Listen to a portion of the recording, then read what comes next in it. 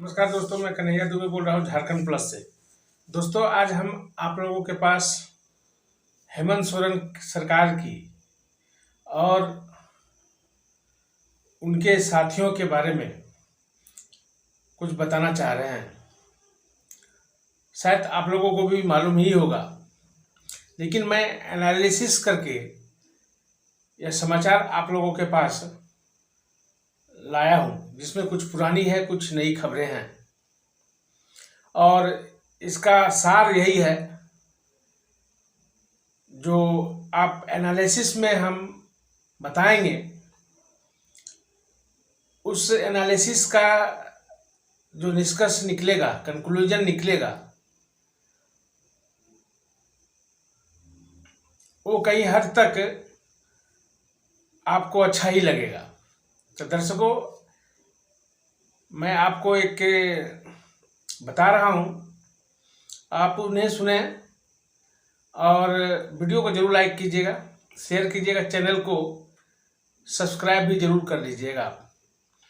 Video देखते हैं, channel को सब्सक्राइब कर लेंगे और एक लाइक कर दीजिएगा तो हमें बहुत अच्छा लगेगा और इस ढंग का वीडियो हम बनाते रहेंगे आगे। तो चलते हैं मुद्दे की बात पे। मुद्दा है झारखंड सरकार में हेमंत सोरेन की चर्चा करेंगे। उनके लिए कुछ राहत भरी खबरें आई हुई है। वो राहत भरी खबरें क्या है कि सुप्रीम कोर्ट के द्वारा एक जजमेंट हेमंत सोरेन के पक्ष में आया है। वो जो ईडी जो है हाई कोर्ट में हेमंत सोरेन को पूछताछ के लिए, हेमंत सोरेन के खिलाफ कार्रवाई करने के लिए एक पिटीशन दायर किया हुआ था, जिसमें सुप्रीम कोर्ट उसे रिजेक्ट कर दिया। जैसा कि आपको मालूम होगा कि हेमंत सोरेन के और उनके साथी जो है विधायक दल के प्रतिनिधि पंकज मिश्रा हुए, प्रेम शुक्ला हुए और उनके बहुत सारे जो टचेबल पर्सन थे उनके साथ ईडी ने 1000 करोड़ रुपए से ज्यादा का एक, आप कह सकते हैं कि एक इंक्वायरी सेट किया था और अपना एक मंशवा जो है हेमंत सोरेन के लिए, हेमंत सोरेन के प्रति एक्शन लेने के लिए ईडी एक चार्जशीट तैयार किया था, जिसमें उन्हें उनके ऊपर एक कार्रवाई, कठोर कार्रवाई कानूनी रूप से करने का एक सुप्रीम कोर्ट में, हाई कोर्ट में एक पिटीशन दिया था, लेकिन सुप्रीम कोर्ट इसे रिजेक्ट कर दिया क्योंकि वो मेंटेबल नहीं है, तो कानूनी प्रक्रिया में मेंटेबल नहीं है। ये जो हेमंत सोरेन सरकार के लिए जो ईडी लगाया था आरोप, वो कानूनी प्रक्रिया में मेंटेबल नहीं हो रहा है। अर्थात ये किस धारा में इन्हें लगाया जाएगा और क्या किया जाएगा, वो मेंटेबल नहीं है कानूनी प्रक्रिया में, तो इसलिए ये रिजेक्ट कर दिया। इस ओर हेमंत सोरेन की चेहरे पर खुशी हुई और हेमंत सोरेन सत्यमेव जयते का नारा लगाया। कहने का मतलब वो अपने आप को निष्पक्ष है। वो जो आरोप लगाया जा रहा है वो गलत है। ये हेमंत सोरेन के कहने का तात्पर्य यह है, सत्यमेव जयते, सत्य की विजय होती है। ये जो जितने भी रुपये निकले हैं झारखंड से, उनमें हेमंत सोरेन का हाथ नहीं है। और यह टैग जो है सत्यमेव जयते का, ये हेमंत सोरेन जो है उन्होंने कहा है। तो बहुत बड़ी बात है, सोचने की बात है, समझने की बात है। अगला कार्यक्रम ईडी का क्या होगा, ईडी कैसे कार्रवाई करेगी? यूं तो ईडी के पास पर्याप्त सबूत हैं हेमंत सोरेन के लिए, लेकिन ईडी घबरा रही है उन्हें कड़ी पूछताछ करने के लिए, कड़ी एक्शन लेने के लिए।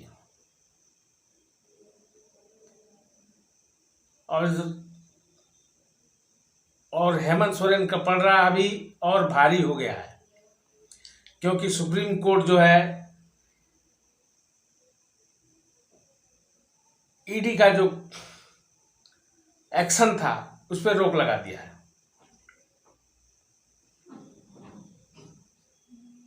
तो क्या ऐसे मंसूबा जो है बनते रहेगी, ये सोचने वाली बात हो जाती है। क्या हेमंत सोरेन को एक कानूनी प्रक्रिया के तहत जाने के लिए उनका पक्ष में होगा? हेमंत सोरेन जो है कानूनी प्रक्रिया के तहत जाकर अपने जितने भी ईडी के द्वारा जो लगाए गए दलील हैं वो कहीं तो नेगेटिव है, नकारात्मक है। हेमंत सोरेन का पलड़ा क्या भारी है ईडी के आरोपों के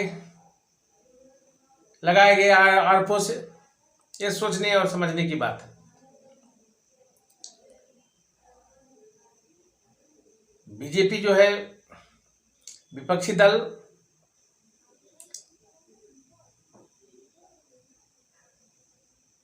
एक कानूनी प्रक्रिया के तहत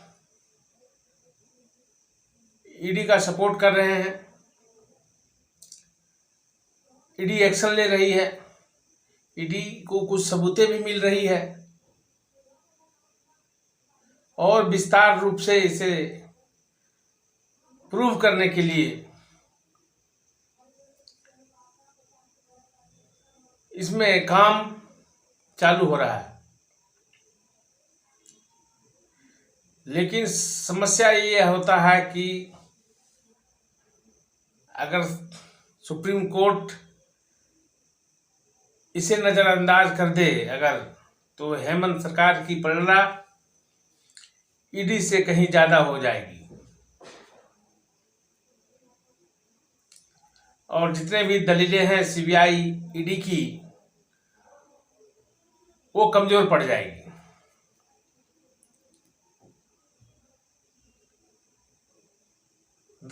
मित्रों, मिला जुला के ये देखें तो कानूनी पेचीदा है। इस पेचीदे में समझना होगा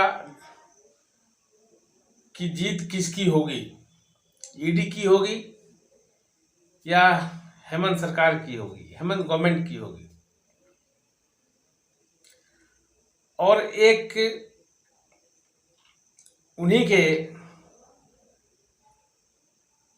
झामुमो में के सहयोगी दल के ही एक पार्टी, कांग्रेस की पार्टी के नेता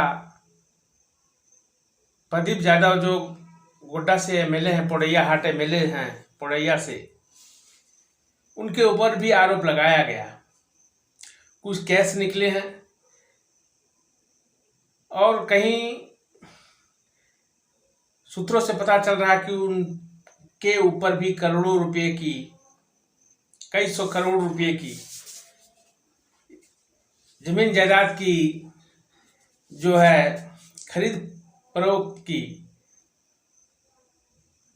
आरोप लगा हुआ है। ये हम नहीं बोल रहे हैं, ईडी के कुछ अधिकारी लोग कुछ बोले हैं कि इसमें 50 लाख रुपया से ऊपर का केस निकला है। करीब 100 करोड़ से रुपये की ज्यादा की जमीन की खरीद फरोख्त की ये जानकारी हाथ लगी हुई है। और इसके पीछे जो है इसके पीछे जो है गोड्डा के सांसद निशिकांत दुबे, उन्होंने साफ शब्दों में ट्वीट करके कहा है कि जो है गोड्डा के जो उनके आवास हैं, उनके सहयोगी जो हैं मनोज, श्यामाकांत और बच्चू मियाँ, ये देवघर में जो जमीन खरीदे हुए हैं, इसका आकलन जो है ये उनके घर वाले नहीं कर रहे हैं। तो और आप देखते आ रहे हैं कि निशिकांत दुबे जो है गोड्डा के जो सांसद हैं, ये हेमंत सोरेन से, हेमंत सरकार से बहुत ही अच्छे ढंग से आप कह सकते हैं इन्हें पर्दाफाश कर रहे हैं। ईडी की रेड हो रही है, सीबीआई की रेड हो रही है, और हेमंत सोरेन का शक है भाजपा करवा रही है। तो भाजपा जो करवा रही है तो ये जो निकल रहा है, जितने भी घोटाले हुए, जितने भी कैश बरामदी हुई, ये तो आप ही के सहयोगी, आप ही लोगों के यहाँ से निकल रहा है। हेमंत सरकार जी, हेमंत गवर्नमेंट जी,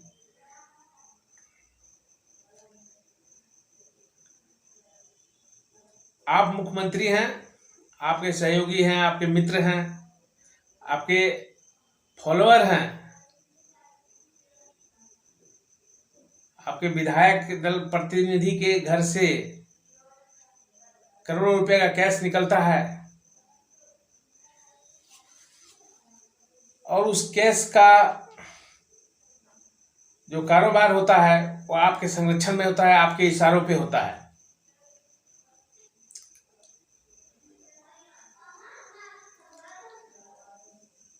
आप हिंट्स देते हैं अपने आदमियों को, अपने अधिकारियों को, और ये कलेक्शन करते हैं, और ईडी को भनक लगती है, ईडी पहुंचती है और कैश जो है बरामद करती है। इसमें भाजपा का क्या लेना देना? भाजपा जरूर उठाएगी आवाज, क्योंकि वो विपक्ष में है। विपक्ष में कोई नेता हो, कोई पार्टी हो, आवाज उठाती ही है,